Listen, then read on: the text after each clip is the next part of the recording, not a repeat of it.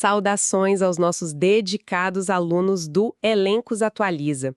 Bem-vindos à nossa análise aprofundada de hoje, mergulhando nas novidades e na jurisprudência que realmente, fazem a diferença na gestão pública.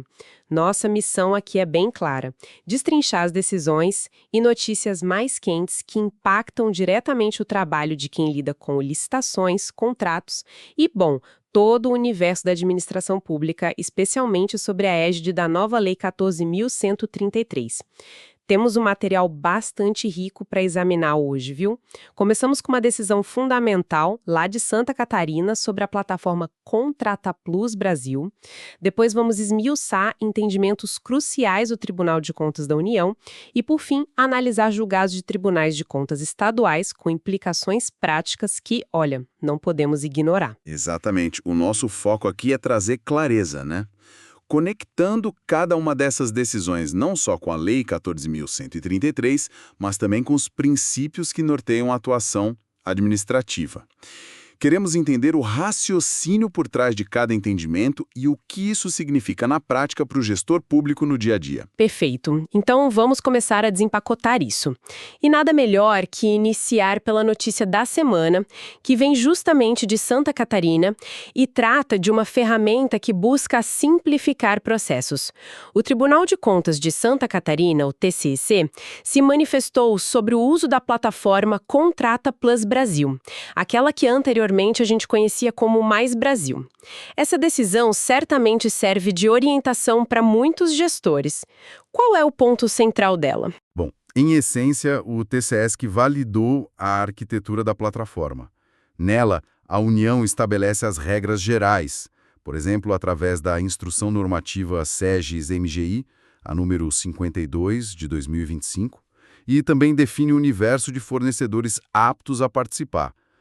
Os órgãos e entidades que aderem à plataforma atuam como compradores. São eles os responsáveis pela condução e execução das suas contratações específicas dentro desse ambiente. Essa estrutura deixa bem clara a divisão de responsabilidades. Entendi a estrutura, mas, na prática, o que isso significa para as contratações do dia a dia? Como um gestor pode usar essa plataforma com mais segurança depois dessa posição do TCESC? Então, a decisão traz segurança jurídica, por exemplo, para a aplicação do edital número 03/2025, que é focado em pequenas contratações, sabe? Aquelas de até R$ 12.545,11, como pequenos reparos ou serviços de manutenção não continuados. E aqui é onde a coisa fica realmente interessante do ponto de vista da gestão.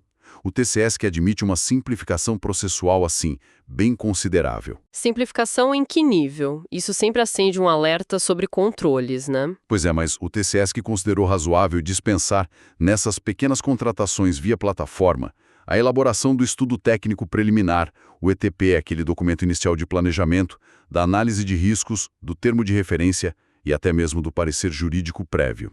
É uma redução significativa de etapas formais. Realmente, é uma simplificação e tanto. Mas imagino que existam condições para isso, certo? Não pode ser uma dispensa irrestrita. Com certeza. A condição fundamental é que exista a devida reserva orçamentária para cobrir a despesa.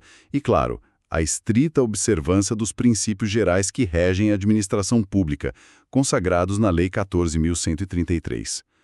O TCESC mencionou que essa sistemática simplificada abrange inclusive contratações feitas com microempreendedores individuais, os MEIs, desde que estejam devidamente cadastrados e habilitados na plataforma. E quanto à formalização e ao controle dessas contratações tão simplificadas, como fica a rastreabilidade? Olha, o TCS foi ao ponto de mencionar que a formalização pode ocorrer até mesmo de forma verbal, viu? Embora faça a ressalva prudente de recomendar um termo escrito simplificado.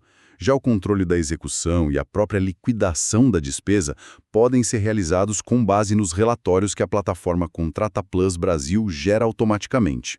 Um ponto de atenção que o tribunal levantou: a possibilidade de pagamento via Pix ou cartão de crédito corporativo, embora viável tecnicamente pela plataforma, depende de regulamentação específica dentro de cada órgão ou entidade contratante, tá? E algo indispensável: todas essas contratações, mesmo as pequenas, precisam ser publicadas no portal oficial para garantir a transparência. Muito claro. Essa decisão de Santa Catarina realmente dá um norte importante sobre como usar a plataforma, buscando eficiência sem abrir mão da segurança jurídica básica. Agora vamos mudar o foco para a esfera federal. O que o Tribunal de Contas da União trouxe de relevante no seu boletim 558? Temos o Acórdão 2172/2025 sobre convênios para eventos artísticos. O que ele nos ensina sobre prestação de contas? Esse acórdão é interessante porque trata de uma modulação temporal nas exigências de comprovação. Ele analisou convênios celebrados antes de uma mudança normativa importante, a Portaria do Ministério do Turismo número 15.320/2009, que foi alterada pela Portaria 73/2010. Para esses convênios mais antigos, o TCU entendeu que a comprovação do nexo causal, ou seja, a prova de que o recurso federal foi efetivamente usado para pagar a despesa prevista no convênio, não exigia naquela época específica a apresentação da nota fiscal emitida diretamente pelo artista ou pelo seu representante exclusivo. Interessante. Quer dizer que a regra mudou. Como se comprovava o gasto corretamente antes dessa portaria de 2010, então? Bastava o conveniente demonstrar o pagamento que fez a empresa intermediária, aquela que ele contratou para produzir o evento e viabilizar a apresentação do artista. A exigência de apresentar comprovantes diretos do cachê pago ao artista só passou a ser obrigatória após a entrada em vigor da Portaria 73/2010. É um detalhe crucial para quem analisa prestações de contas de convênios celebrados naquele período anterior à mudança. Mostra como as regras de controle evoluem, né? E precisamos estar atentos ao marco temporal. Entendido. Ainda no TCU, temos o Acórdão 2192/2025, também do plenário, com 2 destaques importantes sobre o credenciamento de peritos pela Receita Federal. Vamos ao primeiro ponto. O primeiro destaque desse acórdão é fundamental e reforça algo que sempre discutimos: a amplitude da aplicação dos princípios e regras da Lei 14.133. O TCU firmou que, mesmo nos casos em que o serviço de perícia é pago diretamente por agentes privados como importadores ou exportadores interessados na liberação de suas mercadorias, o processo de credenciamento desses peritos, que é conduzido pela Receita Federal com base em suas normas internas, precisa estar alinhado e ser compatível com a Lei de Licitações e Contratos. Mas espere aí. Mesmo sem dinheiro público saindo diretamente do caixa da Receita para pagar o perito, por que a Lei 14.133 entraria nesse caso? Essa é a questão central que o TCU enfrentou. O argumento é que o fato do ônus financeiro recair sobre o particular não descaracteriza a natureza pública da seleção, que a administração está fazendo. A escolha de quem está autorizado a prestar aquele serviço, que é vinculado a uma atividade estatal, o desembaraço aduaneiro, deve seguir os princípios que regem a administração pública, incluindo isonomia, impessoalidade, publicidade e, por consequência, as regras gerais de seleção estabelecidas na Lei 14.133. A seleção é pública, mesmo que o pagamento seja privado. Faz todo sentido quando olhamos pela ótica da natureza pública da seleção. E qual o segundo destaque desse mesmo Acórdão 2192/2025, ainda sobre o credenciamento de peritos? Ele aborda a questão da isonomia dentro do processo de credenciamento. O TCU considerou legítima a possibilidade de a Receita Federal restringir o número de peritos credenciados em uma determinada área ou localidade. Mas restringir o número não poderia ser visto como uma barreira de entrada, ferindo justamente a isonomia que acabamos de mencionar? Segundo o entendimento do TCU, não necessariamente. A restrição é aceitável desde que seja feita com base em critérios objetivos de pontuação, que devem estar previamente definidos no edital de credenciamento, claro. Esses critérios podem e devem valorizar aspectos como a experiência profissional e a qualificação técnica dos candidatos. O tribunal argumenta que usar esses critérios objetivos não viola a isonomia, porque o objetivo não é excluir arbitrariamente, mas sim selecionar os profissionais mais capacitados tecnicamente. Seria um mecanismo para buscar eficiência e proteger o interesse público, garantindo um padrão de qualidade nas perícias, o que é fundamental em atividades como o controle aduaneiro. Compreendido. A objetividade dos critérios é a chave para validar a restrição. E para encerrar nossa análise do TCU, temos o Acórdão 2196-2025, que trata de um tema sensível: fraude em cotas reservadas para microempresas ME e empresas de pequeno porte EPP. Esse aqui é um alerta importante para as comissões de licitação e para as próprias empresas.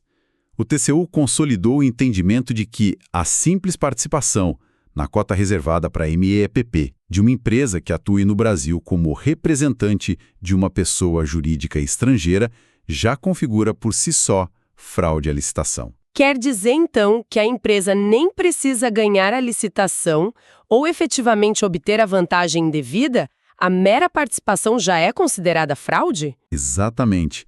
E esse é o ponto crucial da decisão. A Lei Complementar 123/2006, que é o Estatuto da Microempresa e da Empresa de Pequeno Porte, veda expressamente que esse tipo específico de empresa, a representante de pessoa jurídica estrangeira, usufrua do tratamento diferenciado destinado às MEs e EPPs. Essa vedação está lá no artigo 3º, parágrafo 4º, inciso 2º.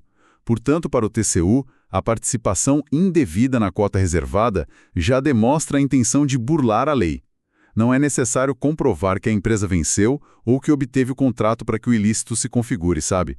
E para que seja possível aplicar a sanção prevista no artigo 46 da Lei Orgânica do TCU, a Lei 8.443/92, que é a declaração de inidoneidade para participar de licitações na administração pública federal, a tentativa, nesse caso, já consuma fraude para fins de sanção pelo TCU. Um recado bem direto sobre a importância de verificar corretamente as condições de enquadramento como MEI-PP.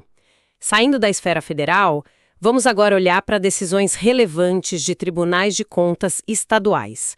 Começando pelo Piauí, onde o TCE julgou um caso envolvendo antecipação de pagamento. O que aconteceu lá? Então, o TCE do Piauí julgou procedente uma denúncia sobre uma situação clássica de irregularidade, o pagamento antecipado por um serviço que não havia sido efetivamente prestado. Isso foi considerado uma falta grave, pois viola frontalmente as regras de execução financeira orçamentária, especificamente os artigos 62, 63 e, de forma mais direta, o artigo 145 da Lei 14.133, que estabelece as condições para o pagamento após a regular liquidação da despesa. E quais foram as consequências práticas dessa decisão para o gestor envolvido? Foram pesadas. Sim, foram severas, como esperado para esse tipo de irregularidade. O gestor responsável foi multado.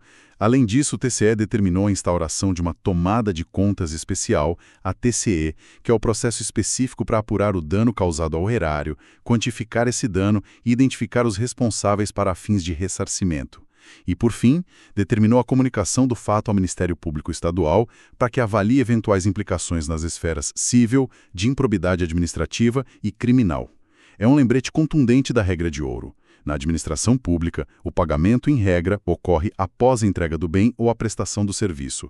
A antecipação é exceção e só pode ocorrer se prevista em lei e cercada de garantias robustas.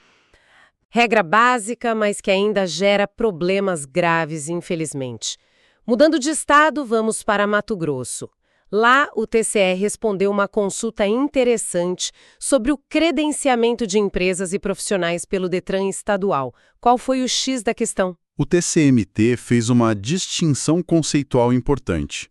Ele separou o credenciamento que é previsto na legislação específica de trânsito, como no Código de Trânsito Brasileiro, o CTB, e nas normas do CONTRAN, daquele credenciamento que a Lei 14.133 trata como um procedimento auxiliar de contratação, lá nos seus artigos 78 e 79. E qual foi a conclusão prática dessa diferenciação para o credenciamento no Detran-MT? O tribunal entendeu que, no contexto específico dos serviços credenciados pelo Detran-MT, como vistoria veicular, estampagem de placas, etc., esse credenciamento se assemelha mais a uma espécie de autorização administrativa, um cadastramento prévio ou até mesmo uma delegação de competência do poder público. O ponto-chave é que não haveria uma competição direta entre os interessados para firmar um contrato com o poder público, nem ocorreria transferência de recursos públicos do Detran para as empresas credenciadas. Essas empresas contratam e recebem o pagamento diretamente dos usuários dos serviços, os proprietários de veículos. Então, a conclusão do TCMT é que a Lei 14.133 não se aplicaria a essa modalidade específica de credenciamento realizada pelo Detran. Exatamente.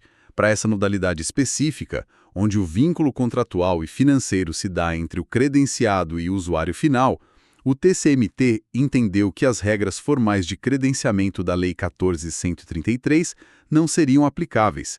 No entanto, o tribunal fez questão de ressaltar que, mesmo não aplicando a Lei 14.133, a administração pública, o Detran, deve estabelecer regras claras e objetivas para o credenciamento e o descredenciamento, sempre respeitando os princípios constitucionais, claro: legalidade, impessoalidade, moralidade, publicidade, eficiência. Também destacou a necessidade de garantir um número suficiente de credenciados para não prejudicar o atendimento à população e de monitorar os preços praticados por esses credenciados, mesmo que sejam definidos pelo mercado, para coibir abusos e garantir que sejam razoáveis. Uma diferenciação importante sobre a natureza do credenciamento em setores regulados. Agora vamos ao Paraná. O Acórdão 273225 do TCE-PR tratou de um caso de restrição à competitividade em um município chamado Planalto, o que foi considerado irregular. Nesse caso, olha, tratava-se de uma licitação para aquisição de itens de paisagismo. A irregularidade apontada pelo TCE-PR foi a inclusão no edital de uma cláusula que exigia a participação exclusiva de empresas sediadas na localidade ou na região em todos os lotes da licitação. E qual foi o fundamento principal para considerar essa exigência irregular? Foi a falta de justificativa. Justamente, o problema central foi a ausência de um estudo técnico consistente e conclusivo que justificasse, de forma robusta e objetiva, a necessidade dessa restrição geográfica tão ampla, abrangendo todos os itens licitados. O TCE-PR destacou que essa prática fere em princípio da ampla competitividade e contrariava, inclusive, um entendimento já consolidado do próprio tribunal sobre o tema, o prejulgado número 27. Como no caso concreto, verificou-se que houve alguma competição, mesmo que restrita, e não ficou demonstrado um dano direto ao erário, como um sobrepreço, o tribunal optou por expedir uma recomendação ao município para que não repita essa prática em licitações futuras, exigindo justificativa técnica adequada para qualquer tipo de restrição. Fica o alerta sobre a necessidade de fundamentar muito bem qualquer restrição à participação. Ainda temos mais uma decisão importante de Santa Catarina, respondendo a uma consulta sobre atas de registro de preços, as ARPs. O foco foi a prorrogação da vigência e, o ponto mais debatido, a renovação dos quantitativos. O que o TCSC definiu? Bom, o TCS trouxe teses importantes para a aplicação do sistema de registro de preços sob a nova lei. Primeiro, ele confirmou que já está no artigo 84 da Lei 14.133, é sim admitida a prorrogação da vigência da ata de registro de preços pelo prazo de até 1 ano. Ou seja, a ata pode ter uma validade total de até 2 anos, né? 1 ano inicial mais 1 de prorrogação. A condição essencial para essa prorrogação é a comprovação por meio de nova pesquisa de mercado e justificativa formal de que os preços registrados continuam vantajosos para a administração. Certo, a prorrogação da vigência já era mais ou menos esperada. Mas e a questão da renovação dos quantitativos junto com essa prorrogação? Esse é o ponto que gera mais dúvidas e discussões. Exatamente. E aqui vem a parte mais significativa e, digamos, inovadora da decisão do TCSC. O tribunal admitiu que a prorrogação da vigência da ata pode sim vir acompanhada da renovação dos quantitativos que foram originalmente registrados.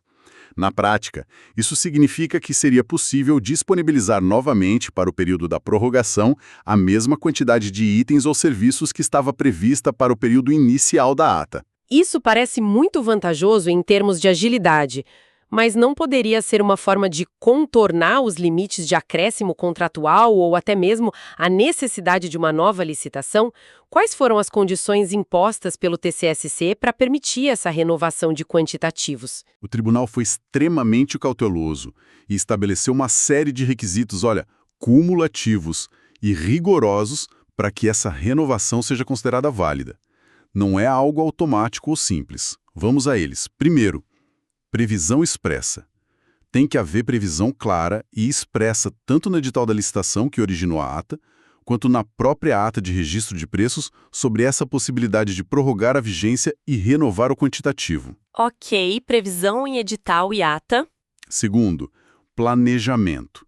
A necessidade da contratação para o período prorrogado precisa estar devidamente planejada pela administração, preferencialmente constando no Plano de Contratações Anual, o PCA, do órgão para o exercício correspondente. Planejamento é chave. Terceiro, justificativa técnica da quantidade.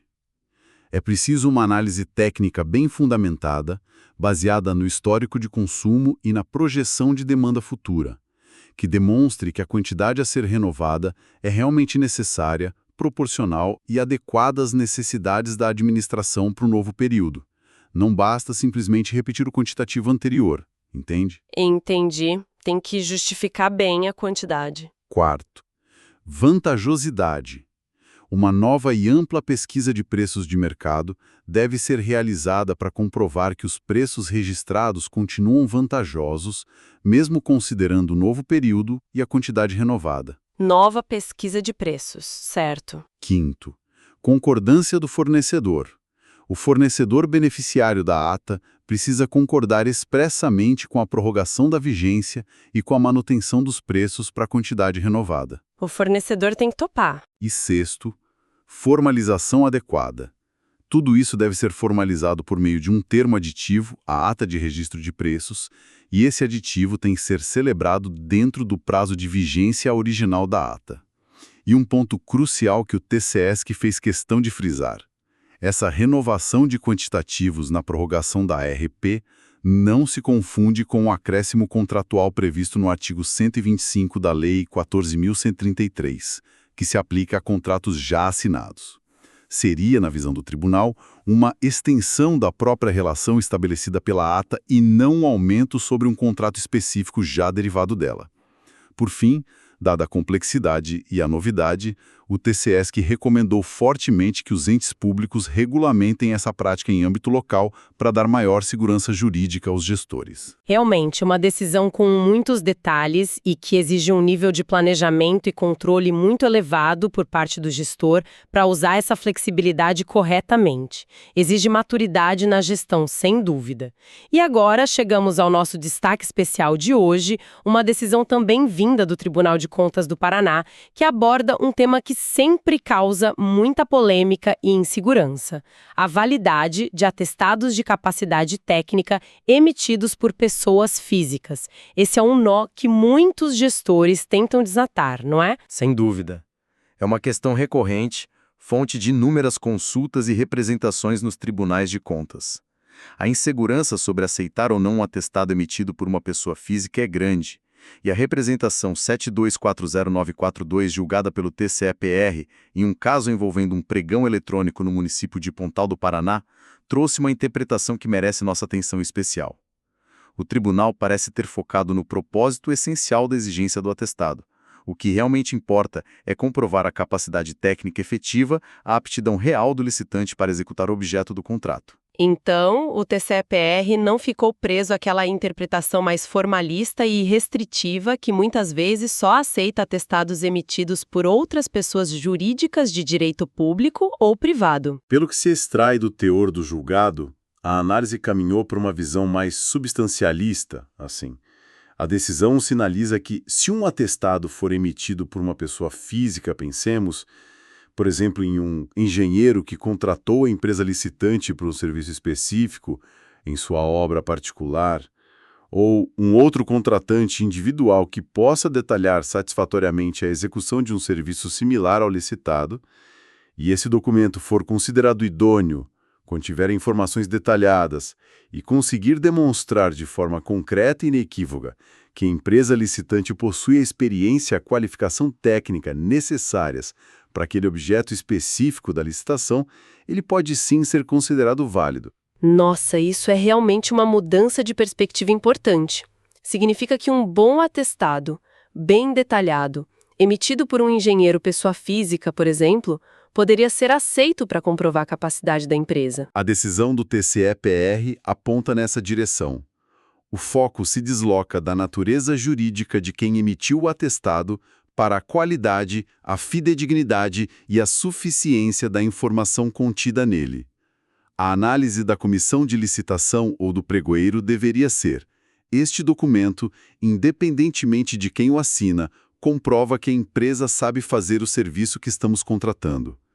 É importante notar que, no caso concreto dessa representação 72400924, o processo acabou sendo julgado procedente por outra falha no edital que não chegou a comprometer a competitividade e resultou apenas em uma recomendação ao município. No entanto, o reconhecimento implícito dessa possibilidade de aceitar atestados de pessoas físicas, desde que robustos e idôneos, é o ponto crucial que os gestores públicos, especialmente no Paraná, devem observar. Abre uma porta para uma análise mais flexível e talvez mais condizente com a realidade de alguns mercados, sem abrir mão do objetivo final, que é garantir a capacidade do futuro contratado. Uma perspectiva que valoriza a essência sobre a forma, mas que exige uma análise ainda mais cuidadosa do conteúdo do atestado pela equipe de licitação. Muito interessante. Bom, fizemos um percurso bastante completo hoje. Recapitulando, analisamos a visão do TCE de Santa Catarina sobre a plataforma Contrata Plus Brasil e a simplificação que ela pode trazer para pequenas compras.